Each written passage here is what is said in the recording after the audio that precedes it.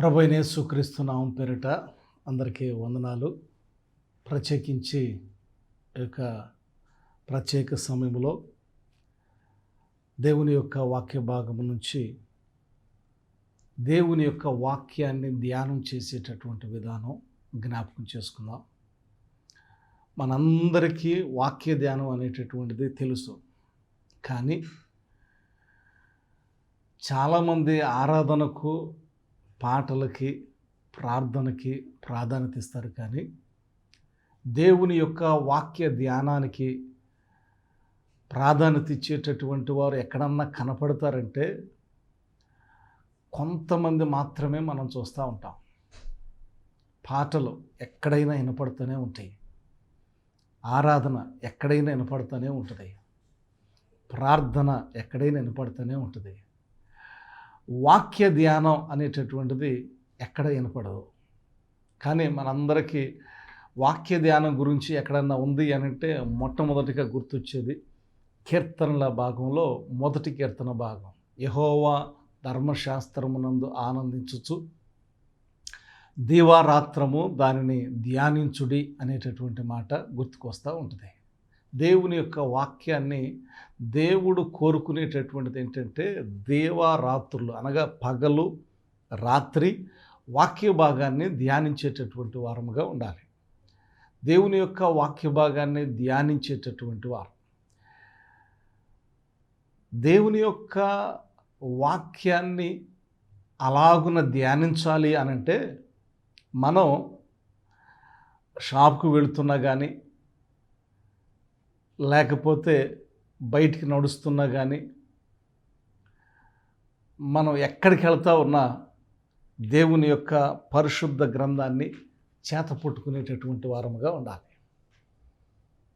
పగలు రాత్రి అంటే బ్రేక్ఫాస్ట్ చేసేటప్పుడు, లంచ్ చేసేటప్పుడు, డిన్నర్ చేసేటప్పుడు దేవుని యొక్క వాక్యం అనగా బైబుల్ పరిశుద్ధ గ్రంథం మన డైనింగ్ టేబుల్ దగ్గర ఉండాలి. వాక్యం సెలవిస్తూ ఉంది, పగలు రాత్రి ధ్యానించాలి. ధ్యానించుట అనేటటువంటి దానికి నాకు తెలిసినంతలో ఉన్నటువంటి నిర్వచనం ఏంటంటే, దేవుని యొక్క వాక్యము మనసుకు అర్థమయ్యేంత వరకు నువ్వు ఒకసారి చదివితే అర్థమవుతుందా, 100 సార్లు చదివితే అర్థమవుతుందా, 500 సార్లు చదివితే అర్థమవుతుందా అనేటటువంటిది మనకు తెలుసు. దాని యొక్క పర్టికులర్ నిర్వచనం ఏంటంటే, దేవుని యొక్క వాక్యము మన మనసుకు అర్థమయ్యే అంతవరకు చదివేటటువంటి ప్రక్రియను దేవుని యొక్క వాక్యాన్ని ధ్యానించుట అంటారు. చదవటం అనేటటువంటిది వార్తలు చదివినట్టుగా చదువుతాం, కానీ వాక్య భాగం ధ్యానం చేయటం అనేటటువంటిది అది మనసుకు అర్థమయ్యే అంతవరకు, పలుమార్లు అర్థమయ్యేంత వరకు చదివే ప్రక్రియ వాక్య ధ్యానం అని అంటారు, పరిశుద్ధ లేఖనాన్ని. సో ఇలాగున వాక్యాన్ని ధ్యానం చేయాలి. ఇంకా ఈ వాక్య ధ్యానంలో ఉన్నటువంటి కొత్త అర్థాలు చాలామంది చెప్తూ ఉండేటటువంటిది, చేస్తూ ఉండేటటువంటిది ఏంటంటే, క్యాలెండర్లో ప్రింట్ అయినాయి. క్యాలెండర్లో ఏదో ఉండి ఉండలేక ఎవరు ప్రారంభించారో తెలియదు, కానీ రోజుకి ఒక వాక్యం అన్నట్టుగా, ఒక వచనం అన్నట్లుగా ఆ వాక్యాన్ని ప్రింట్ చేస్తూ ఉంటారు. ఉదయం లేచి బ్రేక్ఫాస్ట్ చేసి క్యాలెండర్ దగ్గరికి వెళ్ళి ఈరోజు ఉన్నటువంటి ఆ వచనాన్ని చదివి, అమ్మయ్య నేను దేవుని యొక్క వాక్యాన్ని చదివాను అన్న ఫీలింగ్లో క్రిస్టియానిటీ బ్రతుకుతుంది అనటంలో కూడా ఆశ్చర్యం లేదు. వాక్య ధ్యానం కనపడటం లేదు అనటంలో సందేహం లేదు. దేవుడు కోరుకునేది ఏంటంటే, వాక్యాన్ని చదువు అనగా ధ్యానించు, చదువు అని కూడా కాదు, ఆనందించు, దానిని ధ్యానించు. వాక్యమునందు ఆనందించు, దానిని ధ్యానించు. సో ఎలాగున ధ్యానించాలి అనంటే, ద్వితీయోపదేశకాండం 6వ అధ్యాయం 6వ వచనంలో చక్కటి మాటలు అక్కడ చూస్తాం. ఎలాగున దేవుని యొక్క వాక్యాన్ని ధ్యానించాలి అనేటటువంటి మాట అక్కడ చూస్తాం. నేడు నీకు ఆజ్ఞాపించు ఈ మాటలు నీ హృదయములో ఉండవలెను. దేవుని యొక్క మాటలు హృదయంలో ఉండాలి. అట్టి రీతిగా మనం ధ్యానించేటటువంటి వారముగా ఉండాలి.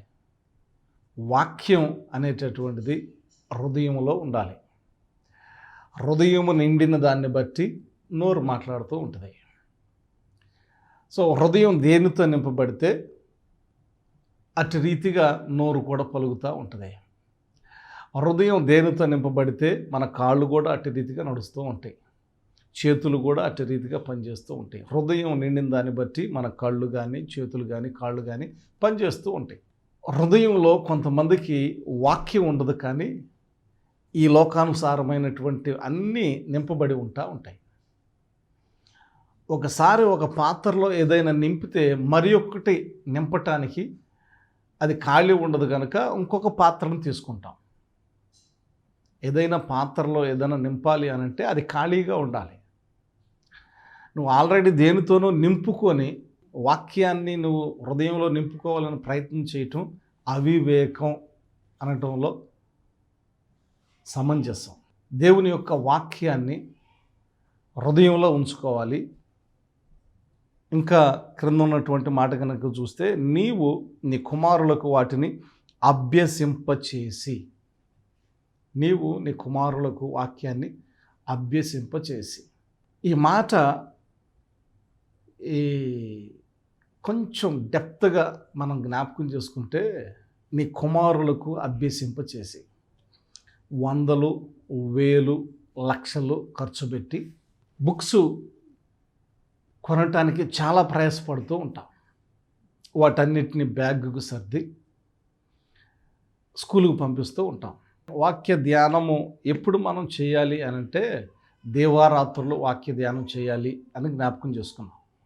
సో ఇప్పుడు కుమారులకు వాటిని అభ్యసింప చేయాలి అని అంటే, ట్యూషన్ పెట్టి స్కూల్ ఫీజులు కట్టి చదువుని అభ్యసింప చేస్తాం. దానితో పాటుగా పరిశుద్ధ లేఖన భాగాన్ని కూడా, అనగా వాక్యాన్ని కూడా అభ్యసింప చేయాలి. దేవుని మాటలు అభ్యసింప చేయాలి. అనగా నువ్వు స్కూల్కి వారి పుస్తకాలు ఏ రీతిగా అయితే బ్యాగులో పెట్టి పంపిస్తూ ఉన్నావో, అదే రీతిగా బైబిల్ కూడా వారి బ్యాగులో పెట్టి పంపించాలి. ఎందుకంటే పిల్లలకి ఒక ఈ టైం టేబుల్ మనం ఇస్తూ ఉన్నాం. వాక్యాన్ని గురించి ఉన్నటువంటి టైం టేబుల్ ఏమి ఇస్తూ ఉన్నామంటే, చాలా కుటుంబాలు ఏమి ఇస్తూ ఉన్నామంటే, అరే అబ్బాయి, నువ్వు చర్చికి ఆదివారం మాత్రమే వెళ్ళాలి, అంటే ఆదివారం మాత్రమే నువ్వు బైబిల్ పట్టుకోవాలి. సోమవారం నుంచి శనివారం దాకా నీ బుక్స్ మాత్రమే చదవాలి. స్కూల్కి వెళ్తే బుక్స్ చదవాలా, ట్యూషన్కి వెళ్తే బుక్స్ చదవాలా, ఇంకా ఎక్కడికైనా వెళ్తే సోషల్ నాలెడ్జ్ కోసం ఇంకోటి చదవాలా, కానీ బైబిల్ మాత్రం పఠించరు. బుక్స్ పఠిస్తూ ఉంటారు. దానివల్ల ఏమొరుగుతుంది అనంటే, చివరికి ఈ లోకంలో బ్రతకటానికి కొంతమేరకు అది దోహదపడవచ్చు, కానీ పరిపూర్ణంగా అదే దోహదపడుతుంది అని చెప్పలేం. పరిపూర్ణంగా దోహదపడాలి అంటే దేవుని కృప కావాలి, వాక్యము ద్వారా అనేటటువంటిది మనకు తెలుసు. ఎందుకు వాక్యాన్ని బిడ్డలకు అభ్యసింప చేయాలి అనంటే, చాలా విషయాలు మనం మన బిడ్డలకి టీచ్ చేయలేం, కానీ వాక్యం బోధిస్తుంది. ఒరే నాయన, నువ్వు ఇది చెయ్యి, అయ్యా ఇది చెయ్యి మాకు, నువ్వు ఆ ఎడం ప్రక్కన పో మాకు, కుడి పక్కన వెళ్ళు, నువ్వు ఈ ఆలోచన ఆలోచించు మాకు, ఈ ఆలోచన ఆలోచించు అని వాక్యము స్పష్టంగా మనము కూడా ఈ బుద్ధి చెప్పనటువంటి రీతిలో పర్ఫెక్ట్గా బిడలను తీర్చిదిద్దే క్రమంలో వాక్యము గనక అభ్యసింప చేస్తే పిల్లల చేత, అది వారిని ఒక ఉన్నతమైనటువంటి స్థితికి తీసుకువెళ్తుంది. దొంగతనాన్ని ప్రక్కన పెట్టేస్తుంది, అబద్ధాలను ప్రక్కన పెట్టేస్తుంది, పాపము గురించినటువంటి వ్యభిచారము కానీ జారత్వము కానీ వాటి ఆలోచనలు ప్రక్కన పెట్టేస్తుంది. క్రమము కలిగినటువంటి జీవితాన్ని బిడలకు నేర్పిస్తూ ఉంటుంది. పిల్లలు స్కూల్ నుంచి రాగానే వారి బ్యాగు ఇసిరి కొట్టేస్తూ ఉంటారు. ఏది, పగలంతా చదివి ఇంటికి వచ్చిన తర్వాత బ్యాగ్తో పని లేదని బ్యాగ్ను ఇసిరి పడేస్తారు. అదే బ్యాగ్లో గనక నువ్వు బైబుల్ గనక దానిలో ఉంచితే ఆ బ్యాగ్ను విసిరి కొట్టలేరు. ఒకవేళ విసిరి కొట్టేటటువంటి విధానమే వస్తే ఒరే బైబుల్ ఉందరా దానిలో అని ఒక్క మాటను జ్ఞాపకం చేస్తే ఖచ్చితంగా వారు బైబుల్కి రెస్పెక్ట్ ఇస్తారు. అంటే it will makes them control their mind. వారి మనస్సును అదుపులో ఉంచుతుంది. పరిశుద్ధ లేఖన భాగం, దేవుని యొక్క పరిశుద్ధ లేఖన భాగం వారి మనసులో వారి తలంపులు సమస్తాన్ని కంట్రోల్లో ఉంచుతుంది. ఎప్పుడైతే వారికి రోజు వారితో పాటుగా ఈ యొక్క పరిశుద్ధ గ్రంథాన్ని ఉంచుతారో, కనుక ప్రతిరోజు స్కూల్కి వెళ్ళేటప్పుడు బిడ్డలు బుక్స్తో పాటుగా బైబిల్ కూడా యాడ్ చేసి నువ్వు పరిశుద్ధ గ్రంథాన్ని వారి బ్యాగ్లో ఉంచగలిగితే వారిని సన్మార్గములో నడిపించినటువంటి వారం అవుతాం. ఆ చేదు అనుభవాన్ని, అనగా ఆదివారం మాత్రమే బైబిల్ పట్టుకో, అప్పుడు మాత్రమే చర్చికి వెళ్ళు అనేటటువంటి దాన్ని తొలగించడానికి ప్రయత్నం చేయండి. దేవుడు అంటే అది ఆదివారం మాత్రానికి కొరకే కాదు, దేవుడు ప్రతిరోజు నీకు కావాలి. దేవుని కృప ప్రతిరోజు నీకు కావాలి. దేవుని యొక్క వాత్సల్యత ప్రతిరోజు నీకు కావాలి. దేవుని యొక్క కనికరము ప్రతిరోజు నీకు కావాలి. దేవుని కృప ప్రతిరోజు నీకు కావాలి అనే పాఠ్యాంశం నీ బిడ్డలకు నువ్వు నేర్పించాలి అంటే స్కూల్కి వెళ్ళేటటువంటి క్రమంలో పరిశుద్ధ లేఖన భాగాన్ని కూడా, వాక్యాన్ని కూడా, బైబిల్ను కూడా వారి బ్యాగ్లో నీవు ఉంచగలిగితే నీవు నడిపించగలిగినటువంటి వ్యక్తివిగా నీవు ఉంటావు అనటంలో సందేహం లేదు. కనుక బిడలకు అభ్యసింపు చేయటానికి ప్రయత్నం చేయండి. బిడలకు అభ్యసింపు చేయాలి. లేఖనం సెలవిస్తూ ఉంది ఎలాగున అభ్యసింపు చేయాలి అనంటే ఇంకా క్రింద ఉన్నటువంటి మాటలు చూస్తూ ఉంటాం. నీవు నీ కుమారులకు వాటిని అభ్యసింపు చేసి నీ ఇంట కూర్చున్నప్పుడును, త్రోవను నడుచునప్పుడును, పండుకొనున్నప్పుడును, లేచునప్పుడును వాటి గురించి మాట్లాడవలెను. మనందరికీ చెప్తున్నటువంటి మాట, ఇందాక బిడలకు చెప్పినటువంటి మాట, ఇప్పుడు అందరికీ చెప్తున్నటువంటి మాట ఏంటంటే ఇంట కూర్చున్నప్పుడు, త్రోవను నడుచున్నప్పుడు, అలాగే పండుకున్నప్పుడు, మరలా తిరిగి లేచున్నప్పుడు దేవుని యొక్క వాక్యము గురించి మాత్రమే మాట్లాడాలి. అంటే త్రోవను నడిచేటప్పుడు మొన్న బాపట్ల నుంచి పేర్లపాడు వెళ్తూ ఉన్నాం. గొల్లపాలెం దగ్గర స్కూల్ అయిపోయింది. పిల్లలు బయటకు వచ్చారు. పిల్లలు బయటకు వచ్చిన తర్వాత రోడ్డు మీద నడుస్తూ ఉన్నారు. మేము అప్పుడే కారులో వెళ్తూ ఉన్నాం. ఇద్దరు పాపలు 8వ తరగతో 9వ తరగతో చదువుతూ ఉన్నారు. వారు ఎదురుగా వస్తూ ఉన్నారు. వస్తూ ఆ ట్యాబులో ఏదో చూస్తూ వస్తూ ఉన్నారు. ఆ ట్యాబ్ చూస్తూ ఉన్నారు. కారు ఎదురుగా వస్తుంది అనేటటువంటిది గుర్తించట్లా. ఎంత పిచ్చి అయిపోయిందంటే, మనం ఎక్కడికి ట్రావెల్ చేసినా ఫోన్ ఉంటుంది, కానీ ఎక్కడికి ట్రావెల్ చేసినా బైబిల్ మాత్రం ఉండదు మన దగ్గర. అలాగైపోయారు జనాలు. షాపింగ్కి వెళ్ళినా ఫోన్ ఉంటుంది, పెళ్ళికి వెళ్ళినా ఫోన్ ఉంటుంది, ఈ సంతోష కార్యక్రమాలకు వెళ్ళినా ఫోన్ ఉంటుంది, దుఃఖ కార్యక్రమాలకు వెళ్ళినా ఫోన్ ఉంటుంది, ఎక్కడికి వెళ్ళినా ఫోన్ ఉంటుంది. కానీ మనం వెళ్ళేటటువంటి ప్రతి చోటకి పరిశుద్ధ వాక్యమైనటువంటి దేవుని యొక్క పరిశుద్ధ గ్రంథాన్ని మనం చేతపట్టుకొని వెళ్ళలేని దౌర్భాగ్యములో క్రైస్తవులు ఉన్నారు అనటంలో మనలను మనము అసహించుకోవాలి. మనలను మనము అసహించుకోవాలి. ఎంత దుర్భరమైనటువంటి బ్రతుకుతున్నామో. వాక్యం స్పష్టంగా సెలవిస్తున్నటువంటి మాట, నీవు త్రోవను నడుచునప్పుడును, కూర్చున్నప్పుడును, ఇంట కూర్చున్నప్పుడును, పండుకున్నప్పుడును, లేచున్నప్పుడును దేవుని యొక్క వాక్య భాగాన్ని గురించే మాట్లాడవలసినటువంటి వారమై ఉన్నాం. దేవుని వాక్యం గురించి మాట్లాడుతున్నావా? ఎట్లాగైపోయిందంటే భక్తి, ఈ వాక్యం ఏందో తెలియదు, బైబుల్ ఏందో తెలియదు. బైబుల్లో 2 భాగాలు ఉన్నాయి. అది ఒకటి క్రొత్త నిబంధన ప్రాత నిబంధన అనేటటువంటి కొత్త నిబంధన ప్రాత నిబంధన అనేటటువంటి విధానం కూడా తెలియదు. పాత నిబంధన క్రొత్త నిబంధన అర్థాలు తెలియదు. పాత నిబంధన అంటే క్రీస్తుకు ముందని, క్రొత్త నిబంధన అంటే క్రీస్తు తర్వాత అని, పాత నిబంధన అంటే యేసుక్రీస్తు వారి ప్రవచనాలు ఉన్నాయని, రక్షకుని యొక్క ప్రవచనాలు ఉన్నాయని. దీనిలో మొత్తం ఎన్ని పుస్తకాలు ఉన్నాయో తెలియనటువంటి వారు ఉన్నారు అని అంటే విభ్రాంతి కలుగుతుంది. 66, 39 పాత నిబంధన అని, 27 క్రొత్త నిబంధన అని చాలామందికి తెలియదు. బైబిల్ చాలామందికి తెలియదు. పరిచర్య ప్రారంభంలో నా స్నేహితుడు ఆయన ఉన్నాడు. యెషయా గ్రంథం తీయమంటే ప్రకటన గ్రంథాన్ని చూస్తూ ఉన్నాడు. చివరలో ఎంత దౌర్భాగ్యమైనటువంటి స్థితిలో ఉన్నా. చాలా చోట్ల నెంబర్లు చెప్తారు తెలుసా, ఇంకో ఫలానా పేజీ తీయండి అని, వాక్యం రెఫరెన్స్ చెప్పి ఫలానా పేజీ తీయండి అని అంటారు. ఎందుకంటే అది తెలీదు, వాక్యం తెలీదు. నువ్వు త్రోవను నడుచున్నప్పుడు వెళ్ళాల. త్రోవను నడుచున్నప్పుడు డ్రైవింగ్ చేస్తా ఫోన్లో మాట్లాడుతూ ఉంటారు, ఫోన్లు చూస్తూ ఉంటారు. డ్రైవింగ్ చేస్తా వాక్యాన్ని చూసేవాళ్ళు ఎక్కడ దొరుకుతారంటే ఎక్కడ దొరకరు. మొన్న ఒక ఆమె ఇంటికాడ కొట్లాడుతూ ఉన్నారు.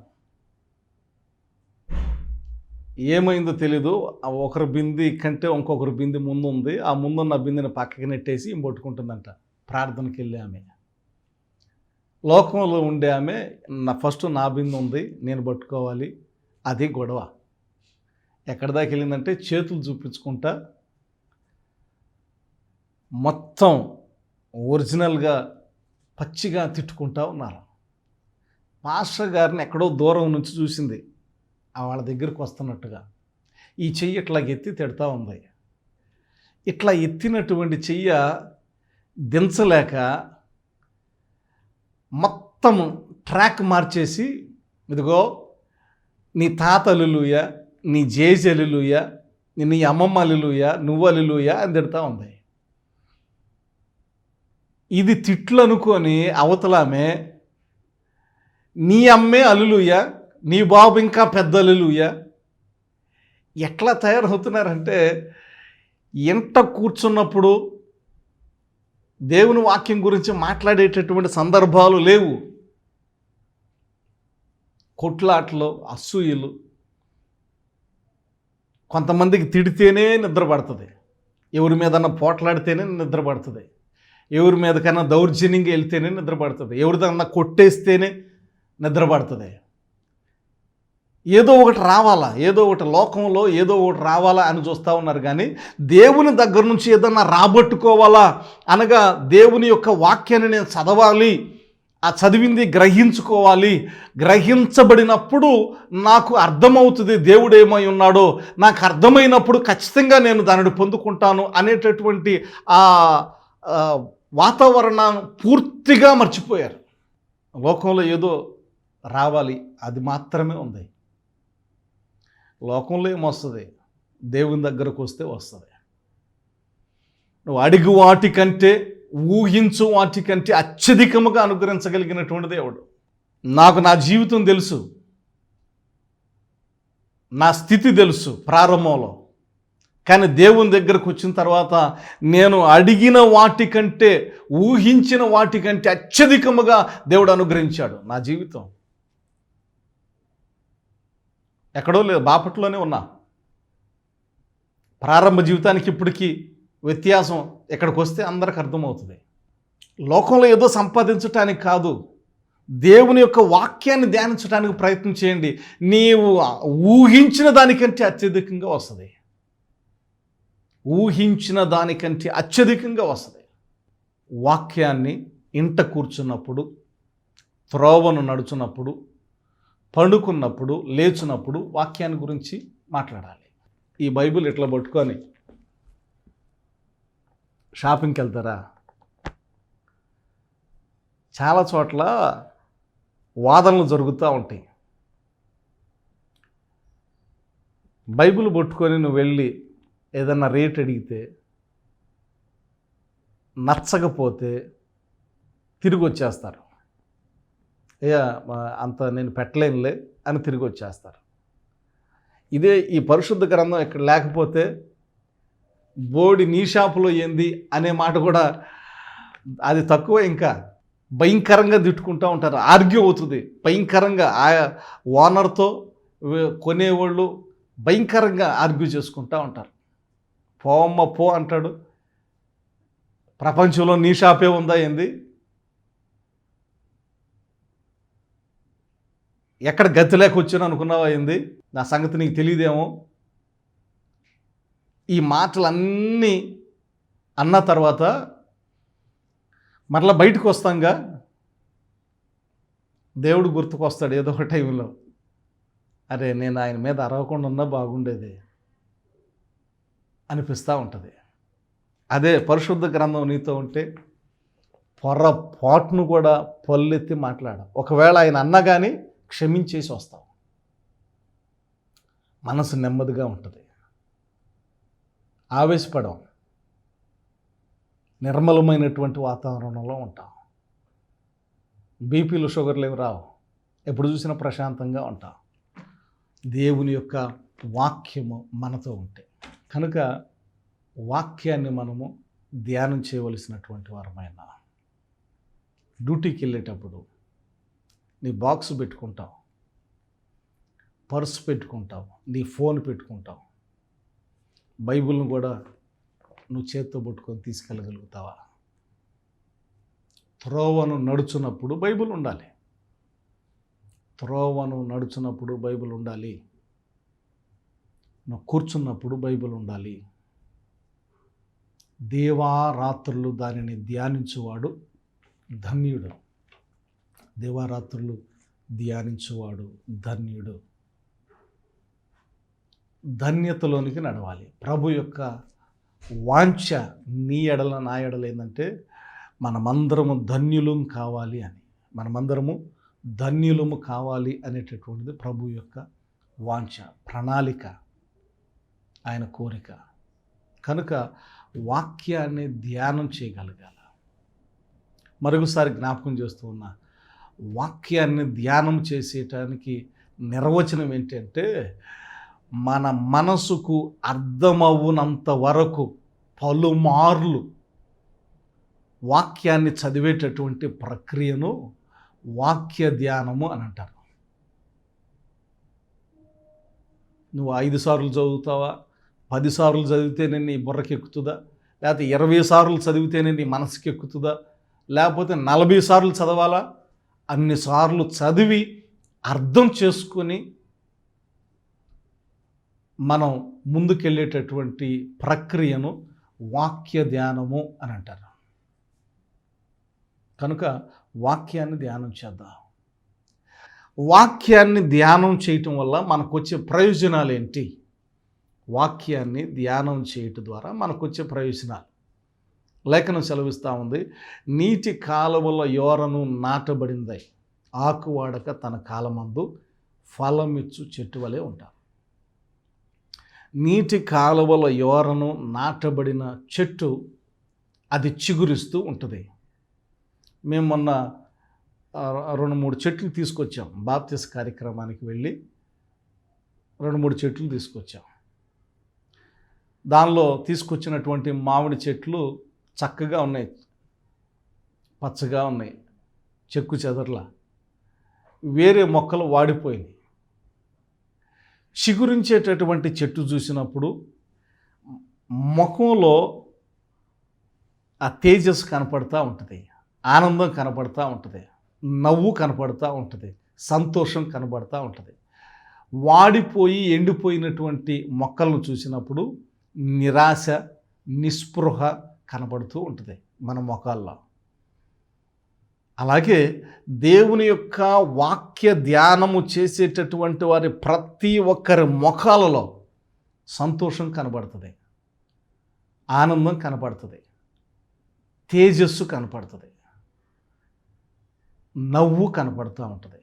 ఎందుకంటే వారు దేని గురించి కృంగిపోరు, దేనిని గురించి కూడా వారు నిరుత్సాహం చెందరు. ఎందుకంటే వాక్యము విశ్వాసం నేర్పిస్తుంది. వినుట వలన విశ్వాసం. వాక్యాన్ని వింటే, వేరే వింటే కృంగుదల వస్తుంది, వేరే వార్తలు వింటే దుఃఖం వస్తుంది, కొన్నిసార్లు హార్ట్ బ్రేక్ అవుతుంది కూడా. కానీ వాక్య ధ్యానము మనము కలిగి ఉన్న సమయము ఎలాంటి ఫెను తుఫానులు మన జీవితంలో ఉన్నప్పటికీ నిర్మలమైనటువంటి వాతావరణాన్ని మనం కలిగి ఉంటాం.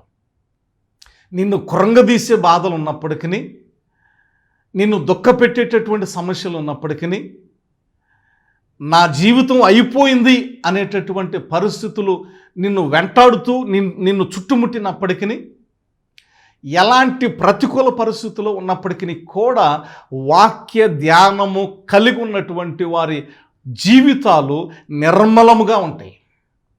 ప్రభు అయిన యేసుక్రీస్తు నామం పేరిట వందనాలు. ఎల్ఎఫ్ఎన్ చర్చ్ ఆరాధనలు ప్రతి ఆదివారం మొదటి ఆరాధన యాజలి దగ్గర ఉన్నటువంటి అక్కిరాజ్ దెబ్బనందు 9 గంటలకు జరుగుతూ ఉంటుంది. రెండవ ఆరాధన బాపట్ల అవుట్స్కట్లో ఉన్నటువంటి మోగా చెవుడు హాస్టల్ ప్రక్కన ఎల్ఎఫ్ఎన్ చర్చ్ ఉంది. ఉదయం 11 గంటలకి ఆరాధన ప్రారంభించబడుతుంది. చక్కటి ఆరాధన కలిగి దేవునిలో ఏకమై ముందుకు సాగటానికి ఆశపడుతున్నటువంటి ప్రతి ఒక్కరికి ప్రభు అయిన యేసుక్రీస్తు నామం పేరిట యొక్క ఎల్ఎఫ్ఎన్ చర్చ్ బాపట్ల, అలాగే ఎల్ఎఫ్ఎన్ చర్చ్ యాజలి ప్రక్కన ఉన్నటువంటి అక్కిరాజ్ దెబ్బకి మిమ్మల్ని ప్రేమతో ఆహ్వానిస్తూ ఉన్నాం. వివరముల కొరకు మా యొక్క ఫోన్ నెంబర్లు 7893445360, రెండవ నెంబరు 8099994627. ఇక 2 నెంబర్లకి సంప్రదించగలరు. God bless you all.